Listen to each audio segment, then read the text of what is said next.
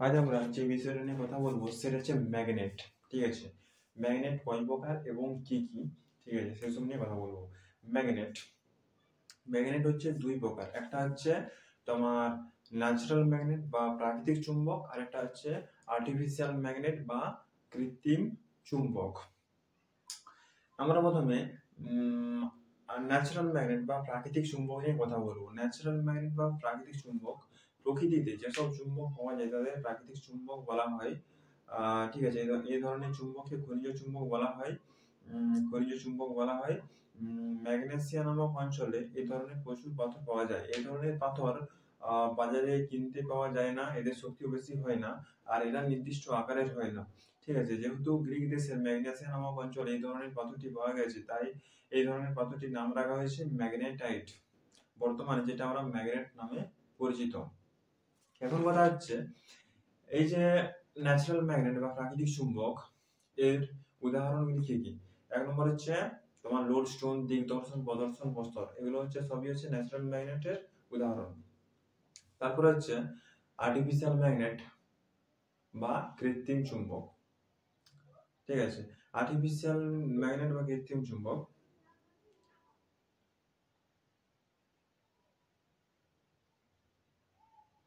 Artificial magnet কোনগুলি?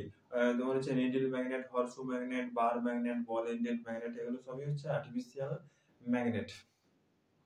এই artificial magnet আবার দুই প্রকারের হয়। কি কি? একটা হচ্ছে তোমার পার্মানেন্ট ম্যাগনেট, আর একটা আছে টেম্পোরারি ম্যাগনেট। পার্মানেন্ট ম্যাগনেট কাকে বলে?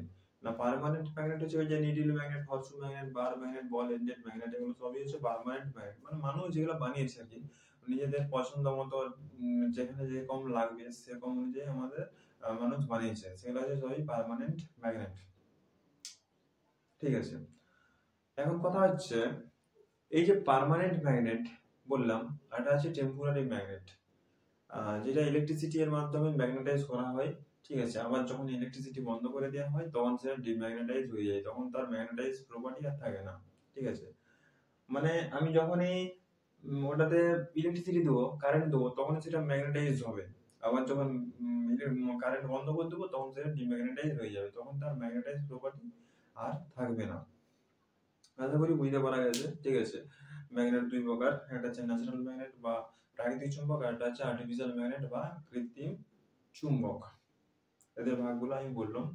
আর জিনিস হচ্ছে, আমাদের পৃথিবীতে যত রকম পদার্থ আছে সবগুলোকে তিনটে ভাগে ম্যাগনেটিজম প্রপার্টি অনুযায়ী ভাগ করা হয়েছে। এক নম্বর হচ্ছে ফেরোম্যাগনেটিক সাবস্টেন্স। ফেরোম্যাগনেটিক সাবস্টেন্স সেইগুলো যেগুলো খুব স্ট্রংলি আকর্ষিত হয়, সেগুলোকে ফেরোম্যাগনেটিক সাবস্টেন্স বলে। ঠিক আছে, যেমন লোহা, নিকেল, কোবাল্ট, এগুলো চুম্বকের সাথে খুব স্ট্রংলি আকর্ষিত হয়, তাই এগুলোকে ফেরোম্যাগনেটিক সাবস্টেন্স বলে। দু নম্বর হচ্ছে প্যারাম্যাগনেটিক সাবস্টেন্স। প্যারাম্যাগনেটিক সাবস্টেন্স সেগুলো যেগুলো খুব স্লাইটলি বা খুব হালকাভাবে ম্যাগনেটাইজ করা হয়, সেগুলোকে প্যারাম্যাগনেটিক সাবস্টেন্স বলা হয়। ঠিক আছে, যেমন কি কি? যেমন হচ্ছে তোমার অ্যালুমিনিয়াম, প্লাটিনাম, কপার, ম্যাঙ্গানিজ, এগুলো হচ্ছে সবই প্যারাম্যাগনেটিক সাবস্টেন্সের উদাহরণ।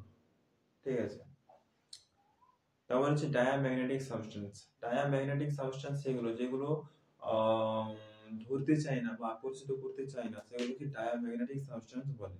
এখন তোমরা বলবে ধরতে চায় না মানে কি, তাহলে ওটা ম্যাগনেটিক কি করে হলো?